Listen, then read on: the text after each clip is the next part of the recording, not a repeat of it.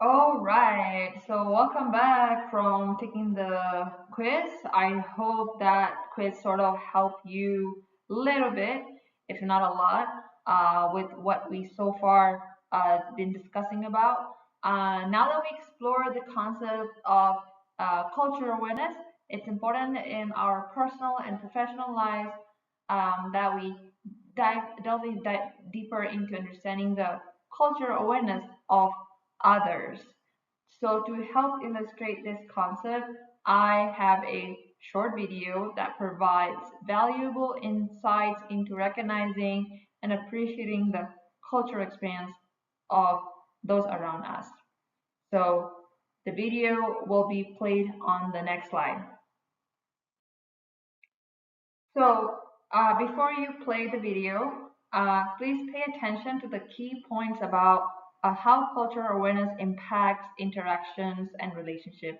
This will set the stage for our next segment, where we will discuss other important aspects of understanding of the intercultural competency, practical strategies for fostering mutual understanding and respect across different culture. So, all right, I'll see you on the next slide. Okay, so let's talk about openness. Openness means suspending criticisms of other cultures. It means investing in collecting evidence of cultural differences and being disposed to be proven wrong. So all of this means that we want to be open to the idea that we don't know, that we might be wrong, and that we might have pre-existing beliefs that are obscuring our way of seeing. And if you would like to experience it, that openness, what openness means, you certainly can do it after this webinar. I highly, highly, highly recommend that you engage in one of the following experiences, meaning listen to music from another culture, read a novel or a short story, or watch a documentary, or learn about cuisines, right? Or attend a religious services that is unfamiliar to you. Now, when you're doing all of these, I like for you to really be actively thinking about how you can be open to different way of seeing, to compare what you know, what you think you know, and what you are actually experiencing. So to prime yourself to be open to a new way of seeing, ask yourself this question. What what is my belief about the object that I'm inquiring? And where is my belief come from? And how might those beliefs shape what I'm about to experience? So before you read or listen to something or attend some religious service, ask yourself about the object, the book, the music, or the religious services, and what your beliefs about the culture that produce that experience are. Take a moment to think about where your beliefs come from and how your pre-existing beliefs might shape what you're about to experience. Really checking in with where you are and what your expectations are of what a music or religious ceremony or cuisine experience might be like. Think about what your expectations are and try to be aware of them as you go into these experiences so that you can just be open to what it actually is. So when you're there, listening music or at the event of religious ceremony or reading a short story of a different culture, notice anytime you're making an assumptions or you have an expectation about what might happen. So if you're listening to music, reading a book, or attending a religious ceremony, like I said, just notice when you have assumptions about what should happen or what you should experience in all of that. Try to set that aside and be open to what's actually happening. I mean, feel free to look up about your object of inquiry, right? You can look up the book that you're going to read, the music that you're going to listen to on Google, or the religious community you're about to visit. Look it up online and see what other people have to say. What do they say? What do other people say about it? What are their beliefs and assumptions? And how do they differ from or reflect your own? When you're reading about what other people are saying about this culture, does that resonate with you?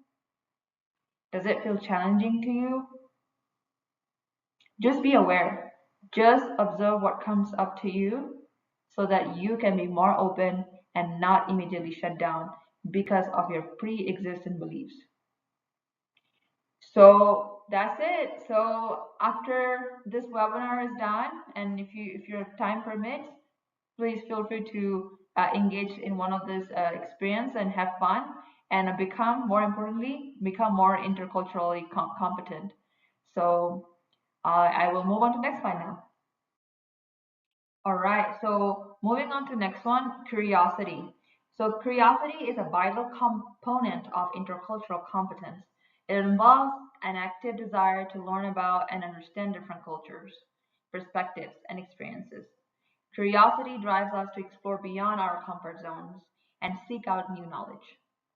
In the context of intercultural competence, curiosity means being eager to ask questions and learn about other cultures without making assumptions or judgments. It encourages us to engage with people from diverse backgrounds, listen to their stories, and understand their viewpoints. When we approach intercultural interactions with curiosity, we're more likely to recognize and appreciate cultural differences.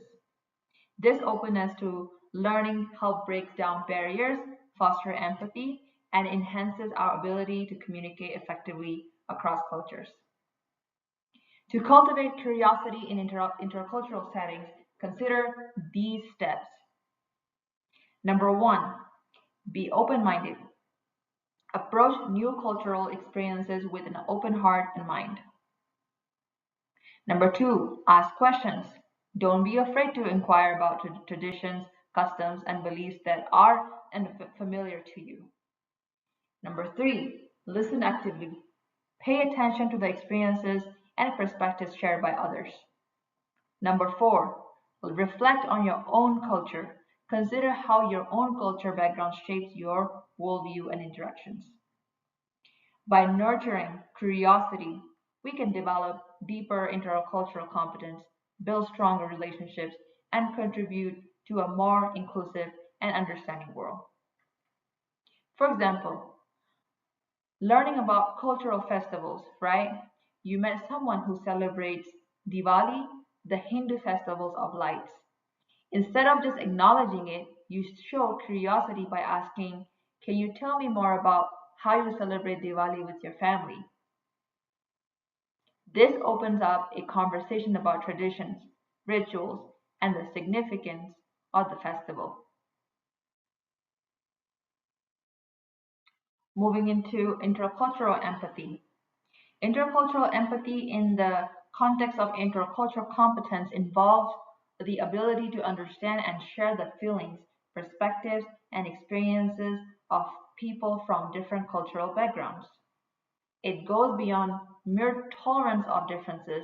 It requires actively engaging with and appreciating the emotional and cognitive experiences of others. Here are some key aspects of intercultural empathy. Number one, active listening, paying close attention to what others are saying without interrupting or making judgments. It involves truly hearing their stories and perspectives. Number two, perspective taking, trying to see the world from the other person's point of view. This means considering their cultural context and how it influences their thoughts and action. Number three, emotional resonance, feeling and expressing genuine concern and compassion for the experiences and challenges faced by people from different cultures.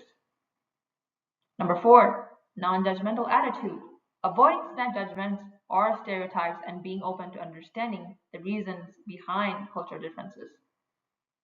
Number five, respect and validation, showing respect for the cultural identities and practices of others, and validating their experiences as real and significant. Number six, cultural sensitivity, being aware of cultural nuances and adapting one's behavior to be considerate of others' cultures, norms, and values. Example of intercultural empathy. Imagine you have a colleague from a culture that values collective decision making, whereas you come from a culture that emphasizes individualism. An empathetic approach would involve understanding why your colleagues prefer group consensus and finding ways to incorporate this value into your collaborative work. Instead of insisting on your own way of doing things, you actively listen to their perspective, appreciate the importance of harmony in their culture, and suggest solutions that respect both culture approaches. By practicing intercultural empathy, you foster a more inclusive and harmonious environment where people feel valued and understood, ultimately enhancing your intercultural competence. Next slide. So let's talk about the most important. Everything that we've discussed so far are important, but this is very important. So intercultural competence also helps with the communication skills. And it's knowing how to communicate effectively and appropriately in a various cultural contexts. This competence is crucial in our 21st century international, not only locally, right? International level as well. For political economy and information society, where the boundaries between nations are more porous than ever in numerous professional careers and public activities. Interacting with individuals from different cultural backgrounds is becoming increasingly unavoidable. It's important to note that intercultural communication isn't just about international or interethnic communication differences. It encompasses communication between people of different races, religions, regional identities, genders, sexual orientations, and more. So, what does intercultural communication competence involve? It requires being aware of and consciously working on understanding the principle that help us see where another culture is coming from, rather than defaulting to, well, that's different from us. It means actively engaging with and appreciating those differences. By cultivating intercultural communication competence, we enhance our communication skills in several key ways. So, the first key is enhanced understanding. We gain a deeper insight into different cultures, which help us anticipate and interpret various communication styles and behaviors. Two, adaptability. We learn to adjust our communication style to fit the cultural context, whether that involves changes in tone, language, or nonverbal cues. Third key, active listening.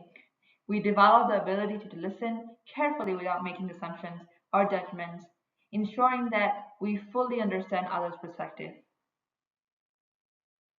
Fourth key, we connect with others on an emotional level, showing genuine concern and compassion for their experiences. Fifth key, conflict resolution. By understanding cultural differences, we become better equipped to resolve understanding and conflicts in a more informed and open-minded manner.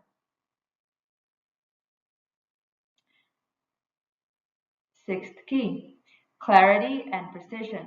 We communicate more clearly and precisely, avoiding jargon and idioms that might confuse those from different cultural backgrounds.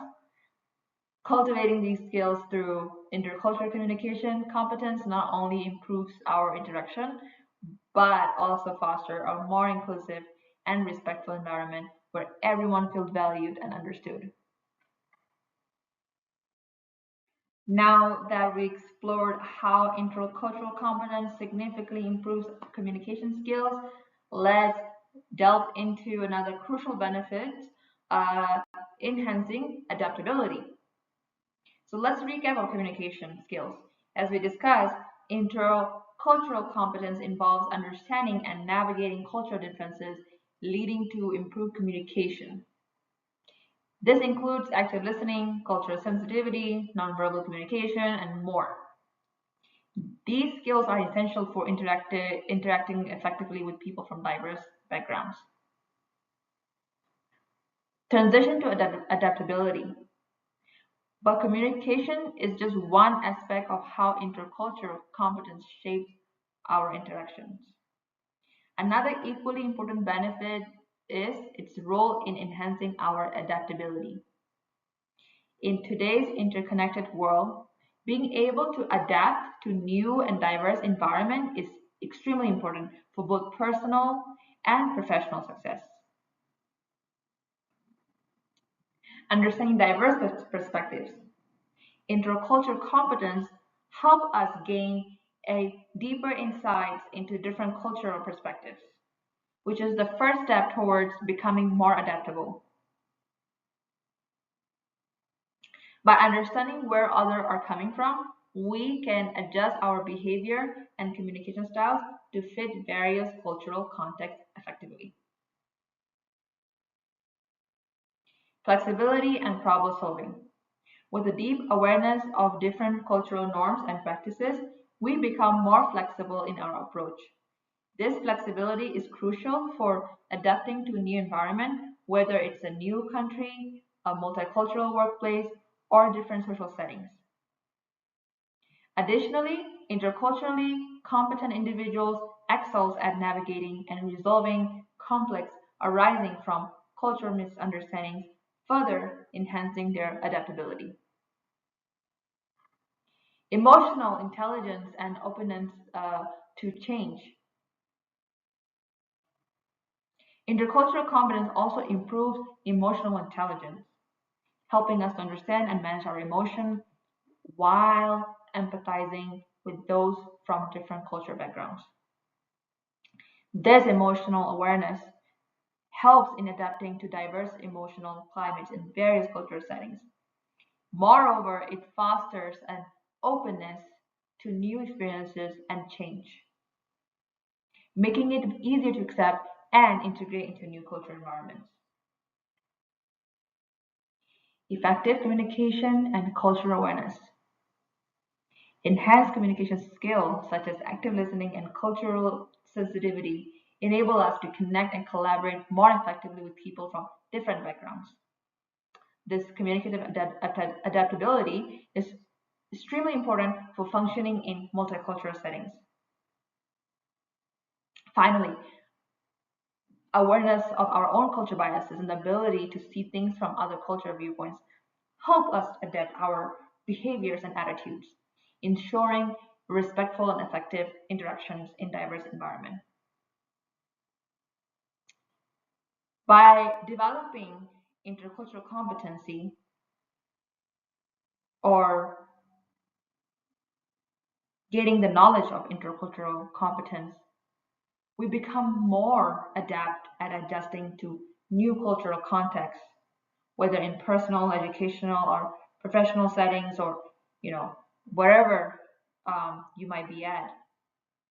This adaptability not only enhances our introductions, but also broadens our perspectives, making us more resilient and effective in this diverse world.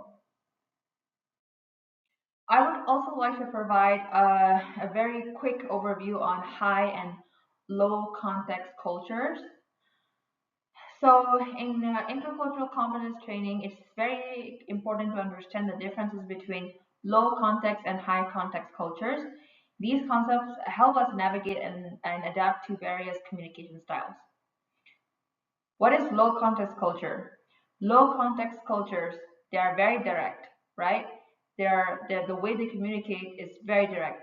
Messages are explicit, clear, and straightforward, and they represent individualism, emphasize on personal achievements and goals. And where are these group from, right? Examples: United States, Germany, Scandinavia. And then there's high context cultures, right? They're very indirect. The way they communicate is very indirect. Messages rely on context, non-verbal cues, and shared experiences. For example, instead of saying no, I can attend, they will talk about, they're not feeling well or this or that without saying no. And they represent collectivism. They focus on group harmony and collective goals. Thus, they don't directly say no. Instead of saying no, they give all this um, uh, messages, mixed messages. And examples where these people belong, and I'm one of them. I'm from Malaysia. My family is from Burma. So that's one of the countries, and other countries such as in Asia, India, China, uh, Japan, many Arab countries, right? So understanding these differences is crucial for effective communication and adaptability in diverse cultural settings. All right, so in this section, I'd like to share a personal reflection on my experience with the Rohingya culture and how it has significantly enhanced my intercultural competence from both high context and low context perspectives. So, my first personal experience with the Rohingya culture, and I am myself a Rohingya person, but I'm giving you a story that I experienced while living in America and helping a new Rohingya immigrants youth.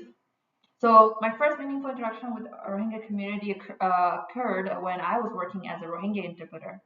This experience offered me a unique insight into the rich cultural practices, traditions, and the significant challenges faced by both Rohingya and non-Rohingya cultures. So, learning adaptations. How does it fit here? So, as someone of Rohingya ethnicity, I didn't have to learn or adapt to my own culture when working with Rohingya youth. However, I did have to learn English and adapt to the Western context culture. This process was pivotal in understanding both cultural backgrounds and historical context, helping to mitigate any future conflicts. High context perspective on this story, right? So, in a high context culture like the Rohingya, like us, communication relies heavily on context, nonverbal cues, and shared experiences. As an interpreter, I had to be mindful of these, uh, all these important words that I just mentioned to accurately convey messages and build trust within the community that I'm serving. Cultural nuances, right? Understanding the implicit ways in which respect and hierarchy are communicated in the Rohingya culture help me navigate social interactions more effectively. There's a certain way to communicate with the elders. There's a certain way to communicate with the someone who is younger than you. So let's talk about low context perspective on this story. So, adapting to the low context communication style of the Western culture, where messages are explicit and straightforward, was essential. This involved being clear and precise in my language to avoid misunderstanding when I'm helping uh, my community's respective case managers, me as someone who's working as an interpreter. Let's talk about individualism and collectivism in this story. While the Rohingya culture values collective goals and community harmony, Western cultures often emphasize individual achievements. Balancing these perspectives was crucial in my role as an interpreter, ensuring both cultural contexts were respected. Let's give you all an example of cultural conflict that occurred.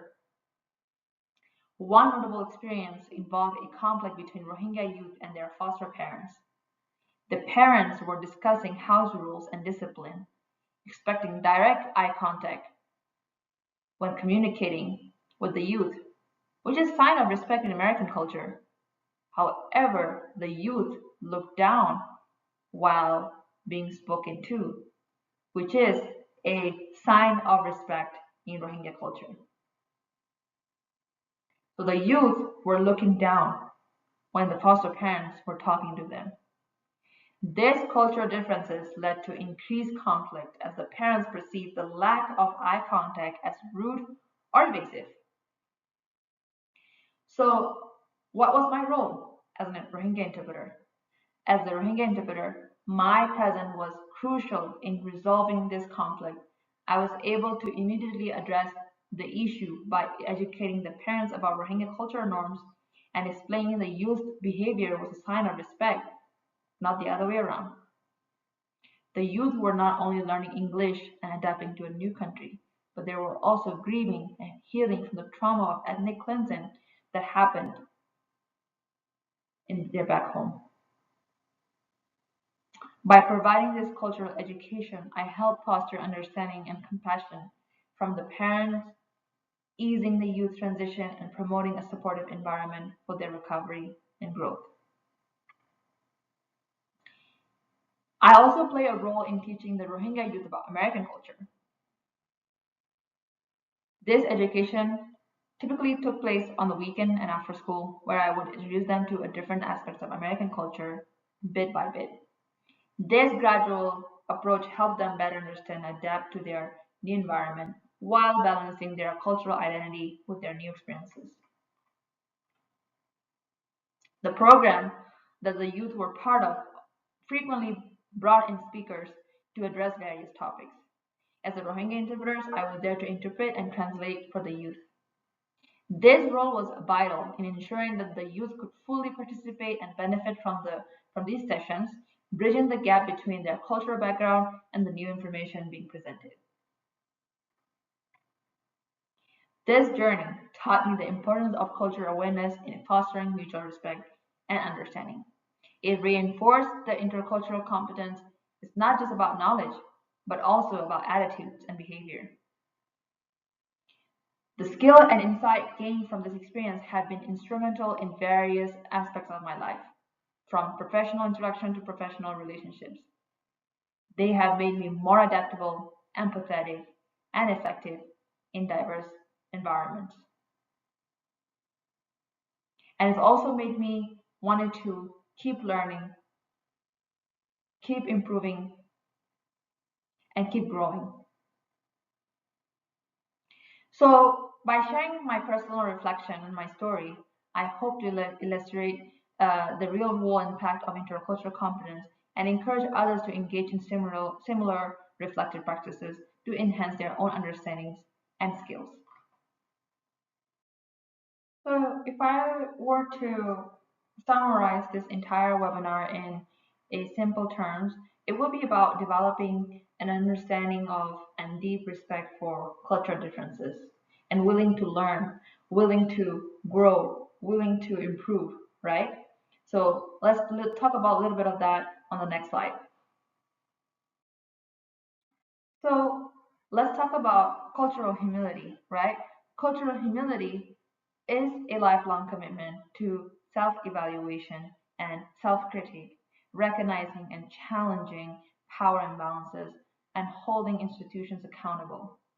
It involves being aware of one's own cultural biases and perspectives while valuing and respecting the cultural differences of others. Rather than mastering a list of cultural traits, cultural humility emphasizes, like I talked about it a couple of slides ago, openness, curiosity, and willingness to learn from others. They are also known as 5 R's of cultural humility. Number one, respect. Show genuine respect for all cultures and individuals. Second R, reflection. Continuously reflect on your own cultural experiences and biases. Third R, responsiveness. Actively listen and respond appropriately to others' cultural needs. And then there's fourth, right? Reciprocity. Engage in meaningful two-way exchanges where all parties can learn and grow. The last R, resilience. Maintain the strength and flexibility to adapt and persevere in diverse cultural interactions. So, by incorporating these principles, you can foster, I can foster, we all can foster a more inclusive and understanding environment in anything that we're doing, right? From providing training to providing peace present or at work or, in conflict or anywhere that you are.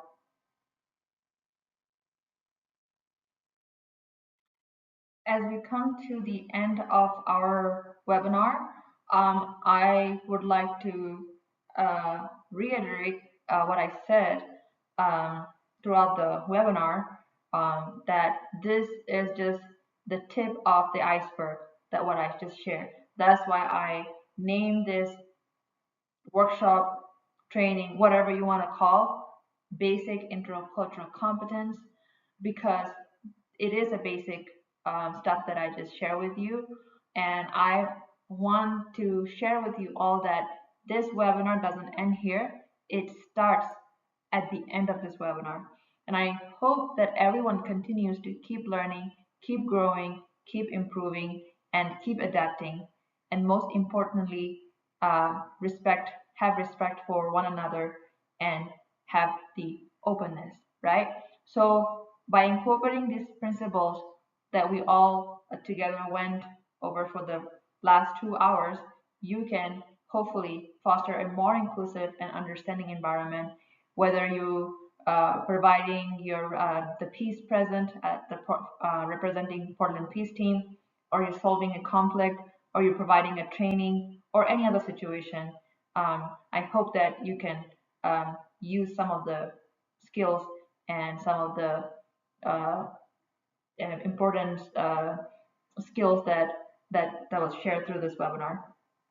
And the next slide will be quizzes. So I'll see you on the next slide.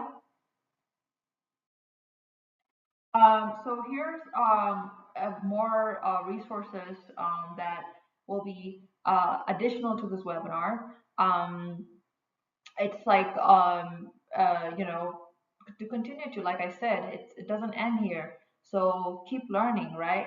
So copy the link on the Google, and then or type on Google. Do you know what you don't know? It's a great application that sort of like help you again go through what we just learned.